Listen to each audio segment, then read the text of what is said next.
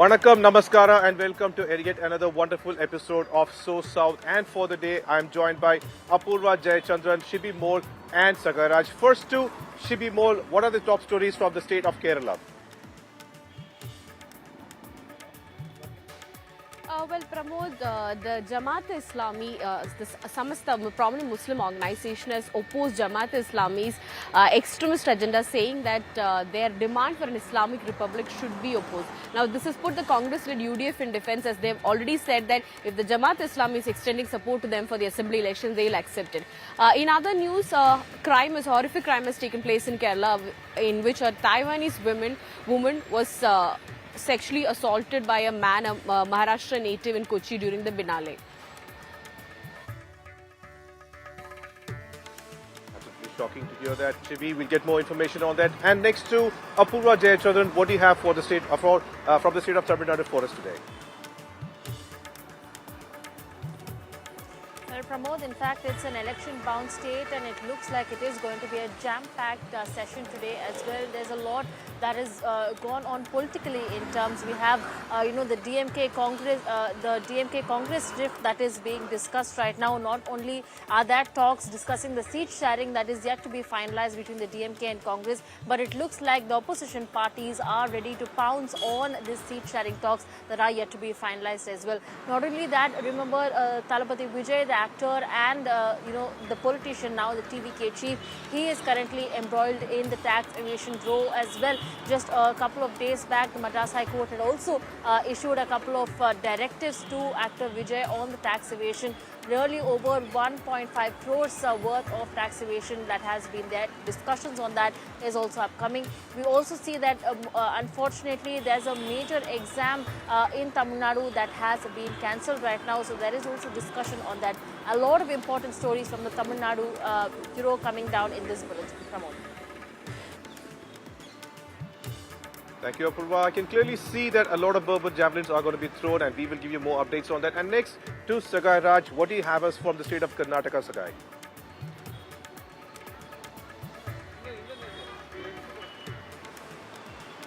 Pramod, Karnataka has given promotion to a lot of leaders, where close to 54 people will be getting cabinet rank in the state of Karnataka. And second story is about Tejasvi Surya, who is continuing the protest over price hike on metro.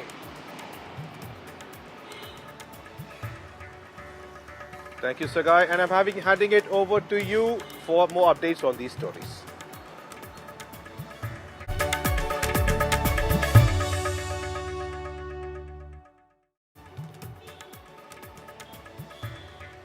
Thank you, Pramod.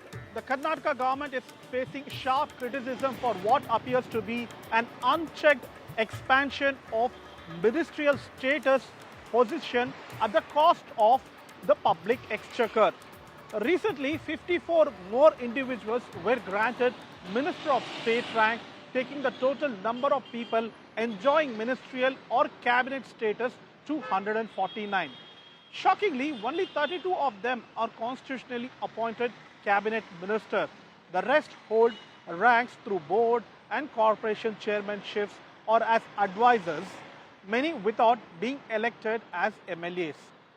Each status holders enjoy hefty perks: 50,000 monthly salaries, 80,000 rupees HRA, 1 lakh worth of fuel per month, staff, drivers, medical reimbursement, daily travel allowance, and full state minister protocol. Meanwhile, leader of opposition R. Ashok slammed the Karnataka Congress government, calling it an irony, saying no flour for the stomach but jasmine for the hair. Here are the voices coming here. 54 people are being appointed as a board of chairmen for various corporations and committees. Now BJP is saying that this is misplaced priorities of the Congress government. You are splurging the money, exchequer money is being spent for all these chairmen. In their government also there were chairmen. They were all functioning. Why suddenly it becomes, when Congress government appoints chairman, why it becomes splurging of public money? When they appoint the chairman, it is a public service. This is a double standards of BJP. I say cabinet darja dena मैं पूछना चाहता हूं पैसा कहाँ है? कर्नाटक में pot whole city बन गया बेंगलुरु, पूरा स्टेट रोड्स ठीक नहीं है, फिर भी गवर्नमेंट टैक्स मनी और कर्नाटका जनता का टैक्स मनी ऐसा खर्चा कर रहा है. Borrowing of the state government under Siddaramaiah is at a record high. Siddaramaiah in his tenure has borrowed so much that the current year tax collection, because he wanted to reach 2,08,000 crores as his target, and probably has not even met 50% of it till now, or 60%. So Karnataka is sharing that huge losses fiscally, and financial management is not at all there in the state of Karnataka here. Siddaramaiah claims to be an expert on everything and budget and finances, but all that he has done is he's drained the taxpayers' money on appointing his yes men to posts, giving them cabinet status, official cars, houses, allowances, so on and so forth. But there's not a single pothole that's filled in Karnataka. The Bengaluru Metro Rail Corporation Limited has put its proposed annual fare revision on hold, following a full-blown backlash over the steep hike announced on February 5th, which was set to take effect from February 9th, that is today. The decision comes amid mounting public outcry and intense political sparring. Citing a pending board review, BMRCL has said it remains committed to providing safe, reliable and affordable metro services though commuters remain in a state of uncertainty. Meanwhile, BJP MP Tejasvi Surya was briefly detained during protest today at RV Road Metro Station. He welcomed the move of fare hike revoke, calling it a victory for the people of Bengaluru. He also slammed the Karnataka Congress government for repeatedly pushing fare revisions and urged citizens not to be misled by what he called the Congress narrative. These are the voices on the story. Just because we are asking for affordable public transport, we are asking for accountability of the government. The government is forcing an arrest and a detention. Shameful. Instead of providing better roads, instead of providing better infrastructure and amenities, this is what the state government is doing. This is what they are doing. Arrest because we are asking for affordable public transport. No, they arrested and then left him because he was, creating some issues, protests and all that. Police people have asked him to go and do the same protest in that, Freedom Park rather than in that place. So that is why preventively they have taken him to custody and then left him. So now my only suggestion to Tejasvi Surya is, please look into all these aspects at Delhi. Central government has to give us a lot of money. Tejasvi should have protested in Delhi against the central government because they have appointed a fare fixation committee which is taking decisions every now and then to increase the fare. It is controlled by the central government. Tejasvi belongs to BJP, which is running the central government. So he should have protested against his own party headquarters in Delhi or in Bangalore or in against the in front of Prime Minister's residence. What business is he doing here protesting on the metro station? That means he is misleading the people. BJP government has control over the fare fixation committee. They appointed and they have increased the price. And Tejasvi is a BJP MP. So he should protest against the BJP government. Why is he protesting?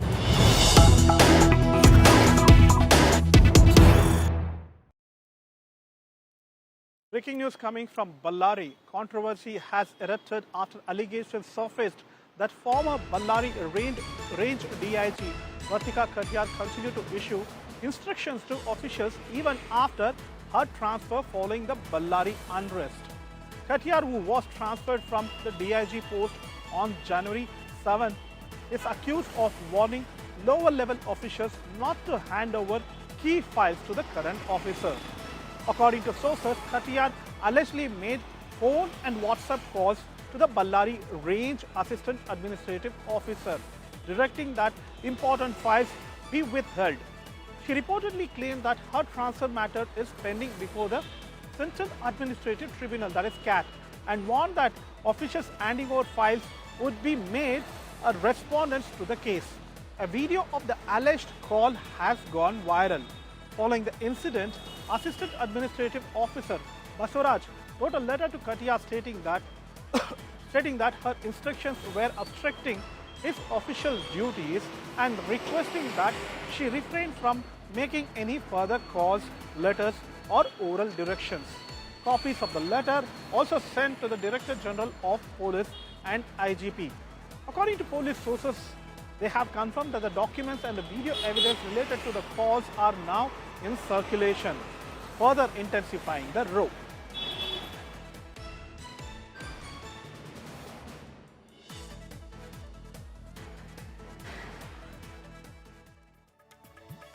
That's all from Karnataka. Let us go to my colleague Pramod Madhav from Tamil Nadu for more from the election-bound state.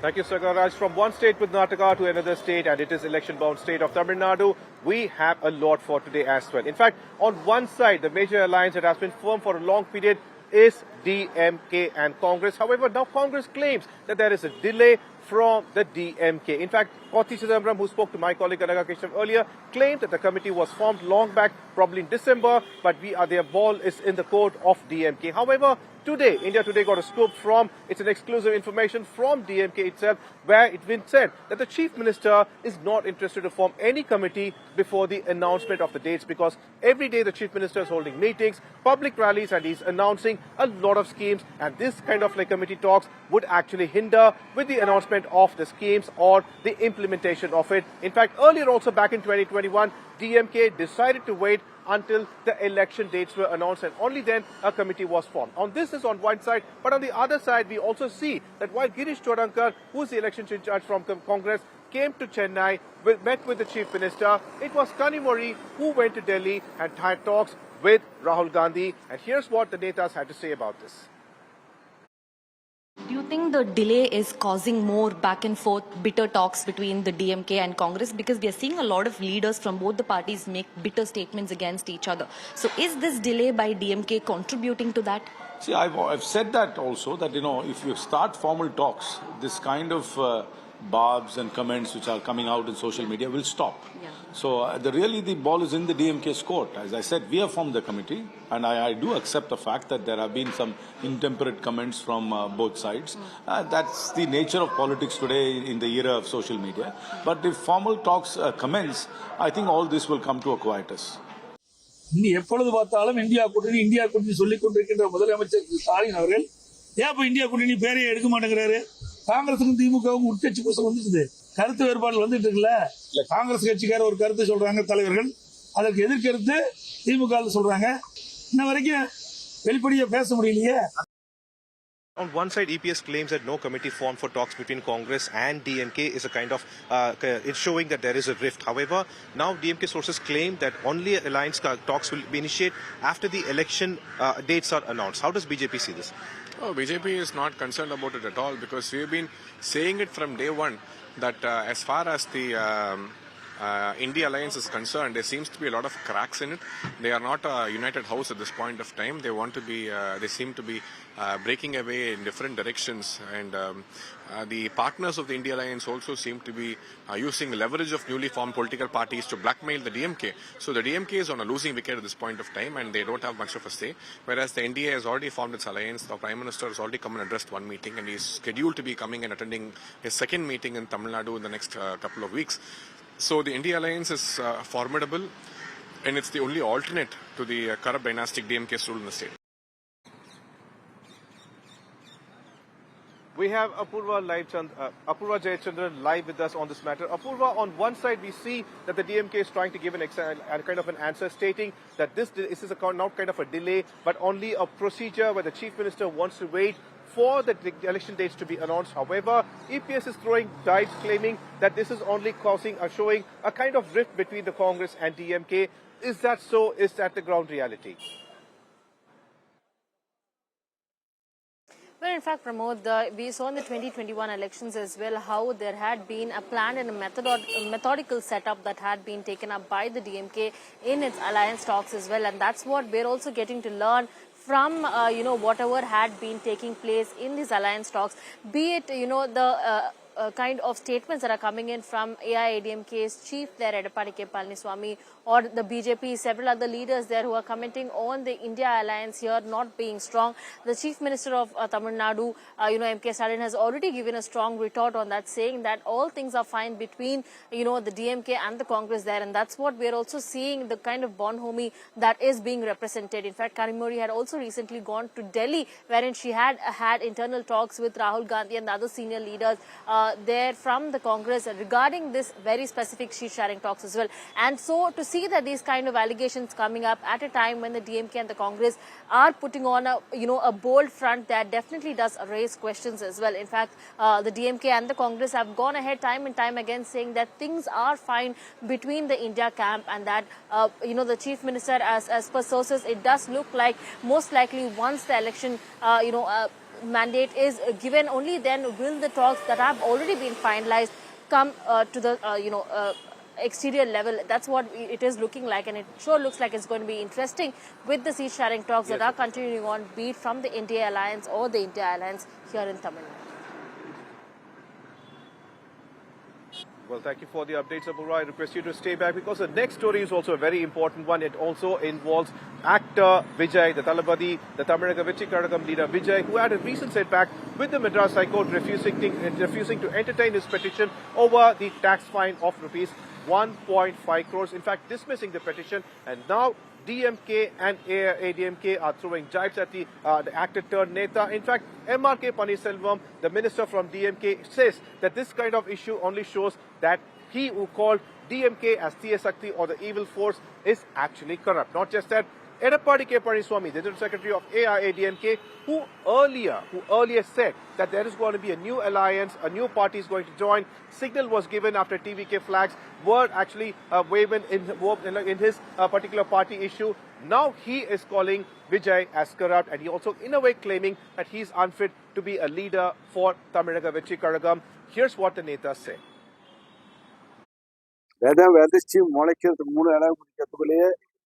ஊழல் குற்றச்சாட்டு, அது நீதிமன்ற நடவடிக்கை. இது எப்ப 2016 எடுக்கப்பட்ட வரி ஏற்பு சட்டம். அதான் நானே சொல்றேன் விஜயுடைய இப்ப வந்து டிக்ளேர் பண்ணோம். அவர் ஊழல்வாதி என்பதற்கு அவர் பணம் கட்டதே சாட்சி. நீங்க நீதிமன்றமே தீர்ப்பு கொடுத்துருது. சார், அவர் எங்க வெளியில் வந்திருக்காரு? ஏதோ ஒரு கட்சி ஆரம்பிச்சாரு, அவ்வளவுதான். ஒரு சம்பவம் நடந்து போச்சு, நடக்க முடியாத ஒரு சம்பவம் நடந்து போச்சு. அந்த சம்பவத்திலிருந்து 72 நாட்கள் வீட்டை விட்டே வரல. இது வரைக்கும் எத்தனையோ கட்சி தலைவர் இருக்கிறாங்க.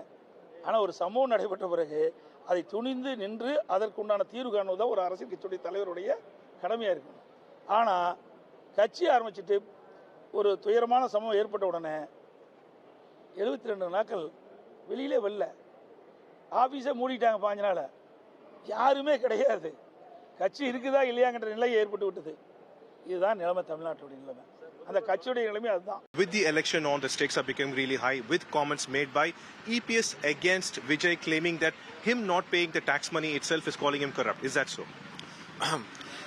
Vijay has been sitting in the comforts of his Panayur house and has been trying to call out various politicians and political parties. But he himself has not come out clean on various issues. There seems to be allegations against him which is not cleared there on. And he has been very selective also in regards with what issues he speaks on and what he doesn't attack the DMK government on. Today the state is suffering from a various number of issues, including a very large extent of drug abuse and women's safety issues. But actor Vijay is busy dancing on stage for his own cinema Kuthu songs and attending weddings of all millionaires. He doesn't have time to even care about his own fans who want to see him as the chief minister. So you can't really expect much of a person of that nature. So just sitting in the comforts of your house and trying to call out other political parties is not going to help the state. So at this point of time, I really think that he's going to be a no player in the coming up election.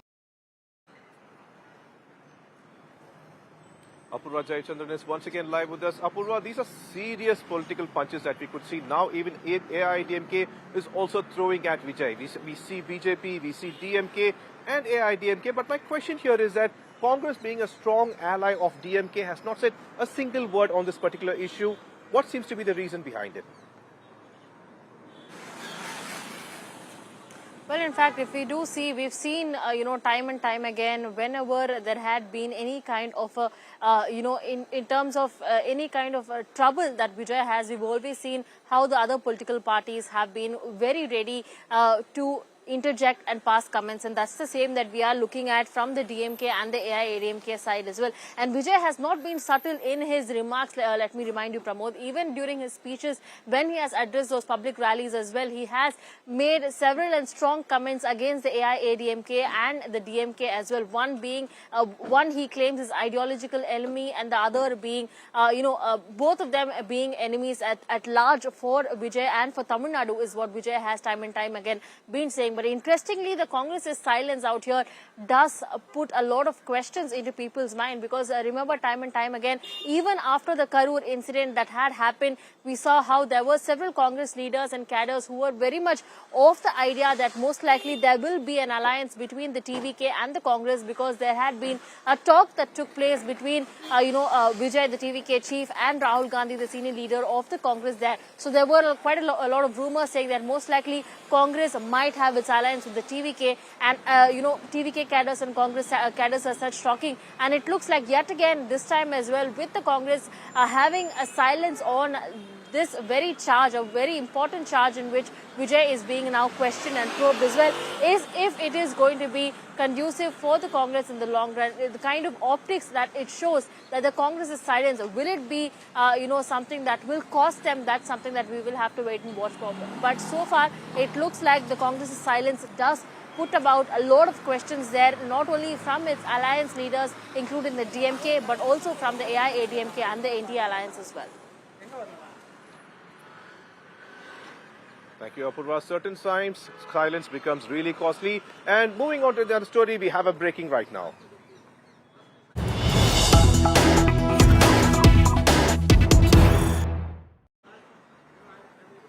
An extremely unfortunate incident has occurred in the state of Tamil Nadu, especially as Chennai, as on Sunday, there were supposed to be exams conducted for Tamil Nadu Public Service Commission, TNPSC Group 2 and Group 2A. Unfortunately, several hundred students were left stranded because on one side, their examination halls were marked as something different, but on their hall tickets, examination halls were marked something different. For example, several hundred students gathered outside DG Vaishnava College, but their hall tickets apparently showing that seems to be the entrance for them to write the exams, but their actual numbers and everything was marked for different colleges, including Nandanam Arts College and such. So the students were completely stranded because the authorities who were present inside DG Vaishnava did not have any kind of match over the students who were there. This led to a lot of aspirants who want to write TNPSC Group 2 and Group 2A completely stranded, leading to a protest on the road in that particular area. This turned out to be a huge issue. In fact, the opposition slamming DMK over it. EPS, and not just EPS, even Vijay claiming that this is what happens when the government is not actually worried about the aspirants over there. In fact, the issue seems to be something called as an automation error. Apparently, all this kind of information was to be automated and properly categorized, but something went wrong somewhere else, and this turned out to be a huge issue, forcing TNPSC officials to come over to the spot, apologize, and claim that fresh dates will be announced. Extremely unfortunate that such a situation has occurred and hundreds of aspirants were left stranded. And for more stories from the state of Kerala, let's go to Shibi Mall.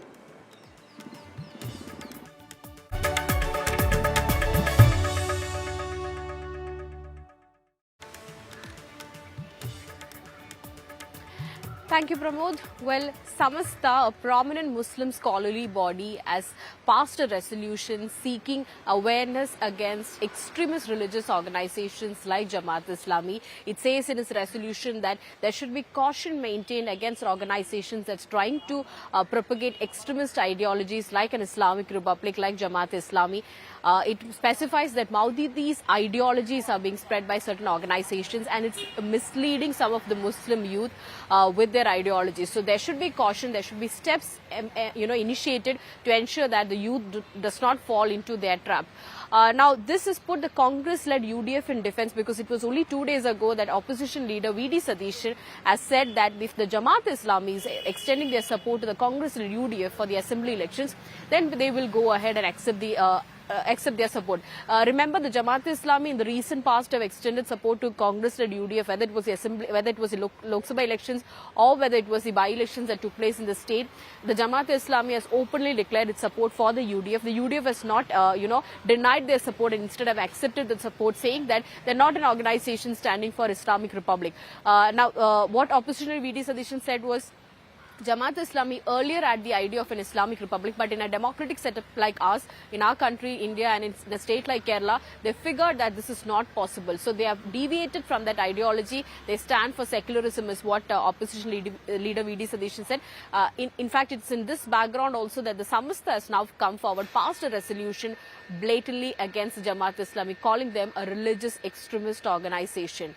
The Congress-led UDF's ally Muslim League has reacted to it, saying that every organization has its ideology and there's no requirement to mix politics of UDF or LDF with the ideologies of Samasta. Listen to the reactions. അവര് ഞങ്ങൾക്ക് പിന്തുണ പ്രഖ്യാപിച്ചിരുന്നു തെരഞ്ഞെടുപ്പിൽ. ആ പിന്തുണ അവർ ഇപ്രാവശ്യം നടത്തിയാലും ഞങ്ങൾ സ്വീകരിക്കത്തുള്ളൂ. അങ്ങനത്തെ ഒരു മതരാഷ്ട്രവാദം അവർക്കില്ല എന്ന് അവർ വ്യക്തമായി പറഞ്ഞിട്ടുണ്ട്. 40 വർഷം 4 പതിറ്റാണ്ട് കാലം ഇതൊക്കെ ഉപേക്ഷിക്കാത്ത കാലത്ത്, ഈ വാദം അവർക്കുള്ള കാലത്ത് അവർ CPM-ന്റെ കൂടെ ആയിരുന്നു. അപ്പോൾ ഒന്നും ആർക്കും ഒരു കുഴപ്പമുണ്ടായില്ല. CPM-ന്റെ കൂടെ നിൽക്കുമ്പോൾ അവർ മതേതരവാദികൾ, CPM-നെ വിട്ടു കഴിഞ്ഞാൽ പിന്നെ വർഗീയവാദികൾ. ആശയപരമായി ഒക്കെ തീർച്ചയായും വ്യത്യാസം ഉള്ള സംഘടനകളാണ് അതൊക്കെ. അവർ വളരെ നന്നായി അവരവരുടെ ആശയം പ്രചരണം നടത്തുന്ന സമസ്തയുടെ ഈ കാര്യത്തിലൊക്കെയുള്ള സമീപനം വളരെ കാലമായിട്ട് നമുക്കൊക്കെ അറിയുന്നതാണ്. അപ്പൊ അതുകൊണ്ട് തന്നെ അത് നിങ്ങൾ കൊണ്ടുവന്ന് UDF രാഷ്ട്രീയം LDF രാഷ്ട്രീയവുമായി കൂട്ടിക്കൊടുക്കണ്ട, അതിൽ കാര്യമില്ല. കാരണം UDF രാഷ്ട്രീയം LDF രാഷ്ട്രീയവുമായി അത് കൊണ്ടൊന്ന് കൂട്ടിക്കൊടുത്ത് മുതലെടുക്കാൻ കഴിയില്ല. കാരണം LDF വളരെ കാലം കൊണ്ടുവരുന്ന ഒരു പ്രസ്ഥാനം, അതിനെ UDF-നുണ്ടെന്ന് പറയപ്പെടുന്ന അല്ലെങ്കിൽ അഭിപ്രായം വെച്ച് അതിന് മുതലെടുക്കാൻ ഏതായാലും LDF-ന് കഴിയും. ആ കാര്യം ഉറപ്പാണ്. കാരണം LDF അത് പറയേണ്ട കാര്യമില്ല. ഞാൻ അതേ പറഞ്ഞില്ല, നേരത്തെ ഞങ്ങളെല്ലാം പറഞ്ഞുകൊണ്ടിരുന്നത് അത് തന്നെയാണ് അവർ പറഞ്ഞുകൊണ്ടിരുന്നത്. അതിൽ പിന്നെ അത്ഭുതമുള്ള കാക്കയുടെ നിറം കറുപ്പാണ്. കറുപ്പാണ് എന്ന് പറഞ്ഞത് ശരിയാണോ നോക്കേണ്ട വല്ല കാര്യമുണ്ടോ? കാക്കയുടെ നിറയിലായിരിക്കും അറിയില്ല കറുപ്പാണ്. അല്ല, അപ്പോൾ അതാ ഞാൻ പറഞ്ഞത്, സതീശനോട് ചോദിക്കണം. സതീശനോട് ഇന്ന് തന്നെ ചോദിച്ചു. ഈ ജമാഅത്തെ-ഇസ്ലാമി മതരാഷ്ട്രവാദം തന്നെയാണ് മുന്നോട്ടേക്ക് വെക്കുന്നത്, ഞങ്ങളതിൽ മാറ്റം വരുത്തിയിട്ടില്ല എന്ന് ഈ ജമാഅത്തെ-ഇസ്ലാമി പറയുന്നുണ്ടല്ലോ. വി.ഡി. സതീശ എന്ന് ചോദിച്ചിട്ട് എന്താ കോൺഗ്രസും വി.ഡി. സതീശനും മറുപടി പറയുന്നത് നോക്കാം. On the one hand, RSS is propagating the idea of Hindu Rashtra, and on the other hand, Jamaat-e-Islami is upholding the idea of an Islamic republic. Both these communal forces are dividing our society, and Congress, the leader of opposition, on the one hand, is paying tribute to RSS Guru Golwalkar, and on the other hand, he is issuing conduct certificate to Jamaat-e-Islami. This is the double standard of Congress. This is the bankruptcy of the opposition.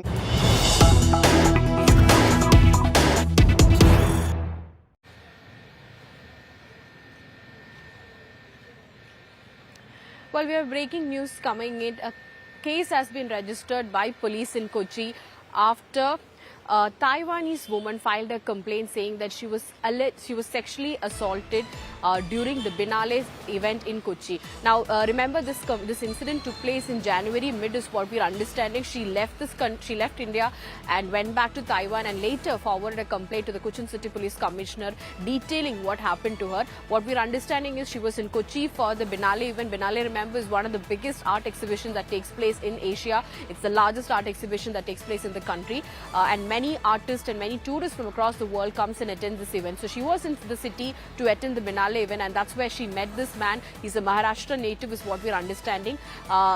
It was during the art festival. They'd gone on a boat ride, and that's when he tried to touch her inappropriately, and she resisted it. Later, once she went back to Taiwan, she's filed a complaint with the Cochin City Police Commissioner. She's also forwarded a signed petition along with the complaint to the Police Commissioner, and a case has now been registered against the man. The man has not been identified. We're learning that the police have started a search for him and will, possibly locate him as soon as possible, is what we know. Well, that's all we have from the segment of Kerala. Over to my colleague Pramod.